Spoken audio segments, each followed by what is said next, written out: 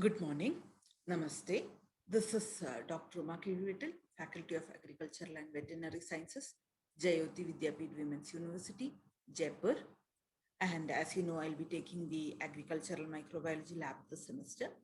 So, in the previous sessions, we have dealt with how to collect samples and enumerate the microbial population from soil samples and how to do cereal dilution and how to isolate pure cultures of certain species by using streak plate method and all.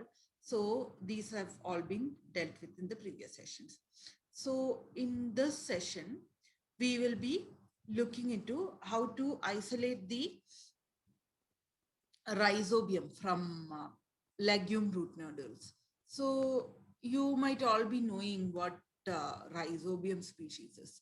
So rhizobium is a gram-negative bacterium that is associated with the roots of some plants such as legumes. And this plant and the bacterium establish a symbiotic relationship with the bacterium getting protection and certain chemicals from the plant, and the bacteria in turn fixes nitrogen because plants as such cannot fix nitrogen from air. So this has to be fixed to the form of nitrates that are absorbable and usable by the plants, and that is done by the rhizobium species. So this bacteria traps atmospheric nitrogen and makes it available to the plant in the form of ammonia that can further be converted into nitrates by the plants themselves.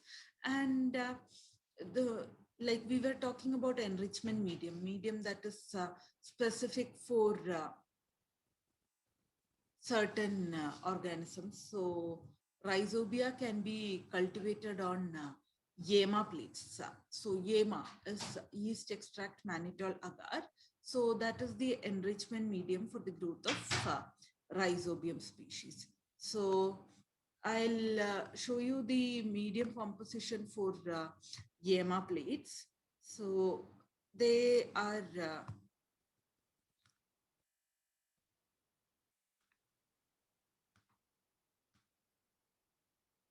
they contain 10 gram per liter of mannitol and dipotassium phosphate, that will be K2HPO4, magnesium sulfate, yeast extract, sodium chloride, and this Congo red is a dye that is like that can stain the rhizobium species. So Congo red is also added to the medium, and the pH will be about 7, and there will be an agar to the concentration of 20 gram per liter will also be added for the plate preparation. So we will be doing a spread plate method. So the colonies will be formed on the surface of the medium.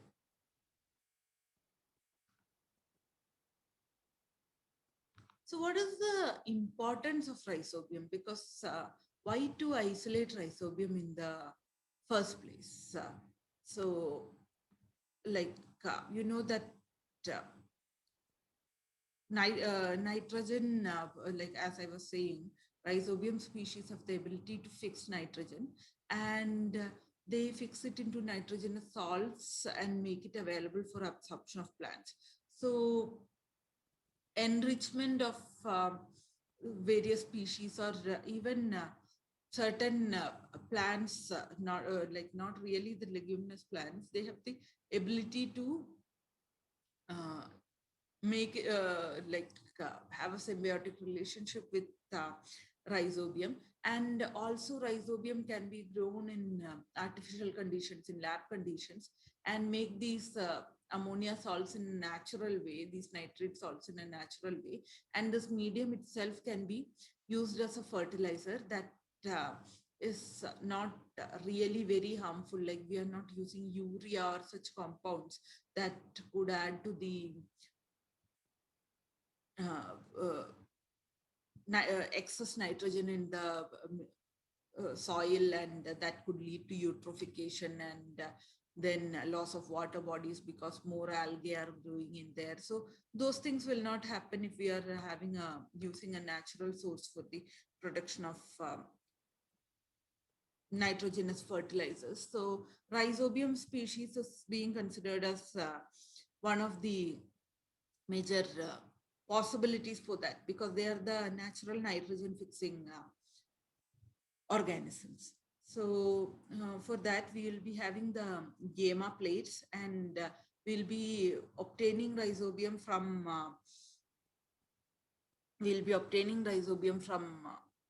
root nodules of legume plants. So in this case, we could simply go for pea plant, because pea plant is one of the most known, well-known legume plants. So if we can collect the root nodules from pea plant and then further process it in such a way that the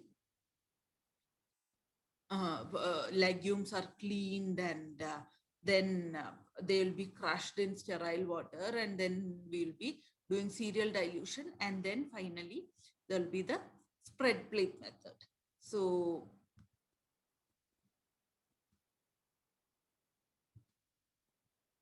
what we'll require are the legume plant roots that I had told you. It will be collected from the pea plant. So initially you have to go and uproot a pea plant and collect the root nodules, and then we'll require sterile distilled water for washing purposes, for cleaning purposes. Pipettes will be required, test tubes will be required, glass rod will be required, and these yeast extract mannitol agar plates will need to be prepared. So for that, there is a separate medium preparation section for this. Like medium will be prepared in a conical flask, and then we'll be pouring it into sterile petri dishes, allowing it to cool and settle. And the plates will need to be prepared beforehand, because once we have started with this, it's better to, and since this is done in distilled water, it is better to complete the procedure as soon as possible. And then 70% ethanol and 0.1% mercurous chloride, HgCl solution. So this mercurous chloride solution is a sterilizing agent. So mercurous chloride, the legume root nodules are normally sterilized in mercurous chloride solution. But if mercurous chloride is not available, then we could also use 3 to 5% hydrogen peroxide solution instead. So now let us get into the procedure for collection of the root nodules. So there will be 3 parts for the uh, preparation of the bacterial culture to be plated from. So the first step will be collection of root nodules.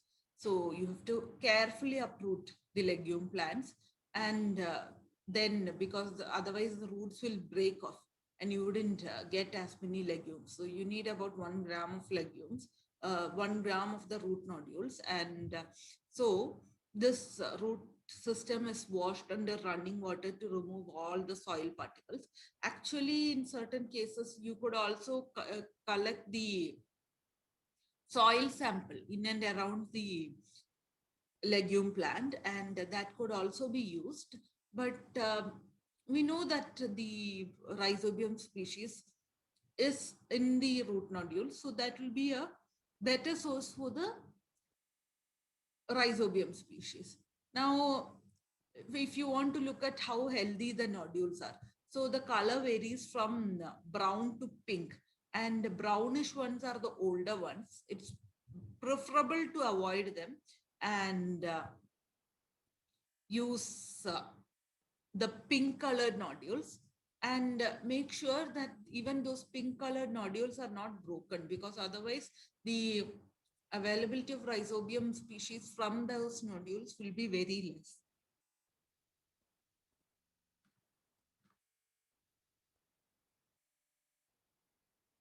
So now you have collected the root nodules, and then the next part is surface sterilization of the leguminous root nodules. So we have washed it multiple times. So now the next step is the sterilizing using 0.1% mercury chloride or 3 to 5% hydrogen peroxide. So these root nodules will be like immersed in the sterilizing agent for about 4 to 5 minutes, and after that it will be repeatedly washed, like some 10 or 15 times it will be washed in sterile distilled water. So that will remove any traces of any bacteria or fungus or any other microbial agent that could be sticking to the outside surface of root nodules, because we want to be very specifically collecting Rhizobium species. So now that the Rhizobium, we have the root nodules, under sterile conditions itself, weigh these root nodules so that we know that we have around 1 gram of root nodules, and then transfer them, weigh about not about, exactly 1 gram of root nodules. And once you have weighed the root nodules, place them under sterile conditions in a sterile Petri plate inside a laminar airflow chamber.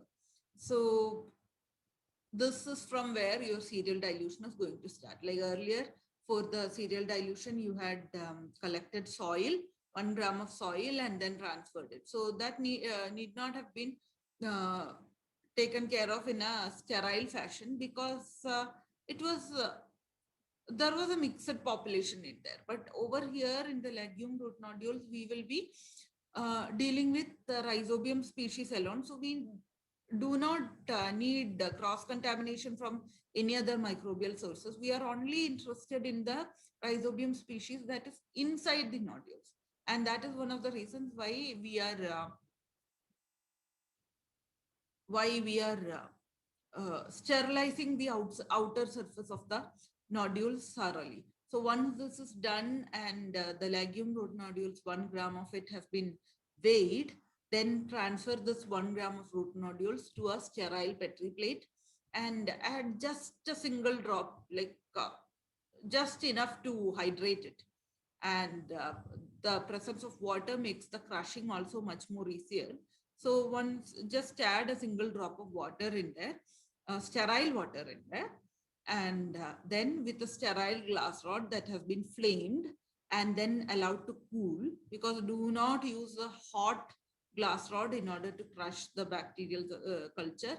This bacteria grows at room temperature, and so it will definitely be harmful for the bacteria. So do not use a hot glass rod. Allow the glass rod to cool within the laminar airflow chamber after flaming it.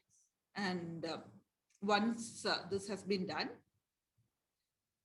we crush it using the glass rod. And so you can crush it very properly so that like all the bacteria inside will be coming out into the water, and then collect it and dissolve it, resuspend it in about 10 ml of water. So that will be your legume suspension, the legume root nodule suspension. That will be the source for your microorganism. Now, once you have that, you know that we can do serial dilution using this suspension. So again, take 0.1 ml from this and transfer it to 9.9 ml of sterile water, and you will be getting 10 to the power minus 2 dilution. And then again further you can dilute it and get 10 to the power minus 4, minus 6, minus 8, minus 10 also if you want, but minus 8 is sufficient for root nodules, right? Isolation of Rhizobium species. So once that is done, from the required serial dilution, so plate 100 microliters from 10 to the power minus 8 and 10 to the power minus 7, minus 6, minus 5, minus 4, and minus 3. Or instead, you could go for minus 3, minus 6, and minus 8 as well. So in any of these three plates, which you have kept in duplicates or triplicates, you'll be able to get colonies. And once you have those colonies, that will be that could be used for further identification or for your gram staining purposes, because rhizobium is a gram negative bacteria. So this is something that we know, we are having a gram negative bacteria over there. So this bacteria that you've grown could be used for your further experiments in order to study the staining and all. So that needs to be kept for future studies. So that will be all for this session. Hope you have understood the importance of isolation of rhizobium and also the method for the isolation and culturing of rhizobium. So we'll be transferring these onto EMA plates, and the incubation is at 30 degrees Celsius. I had already told that the incubation is at 30 degrees Celsius. At in a bacteriological incubator, now there will be the question of like, if it's at 30 degrees Celsius, why not keep it outside? Because if you're keeping it outside, there is always the chance of contamination. But a bacteriological incubator has got an airflow that is designed in such a way that it will avoid contamination coming from outside.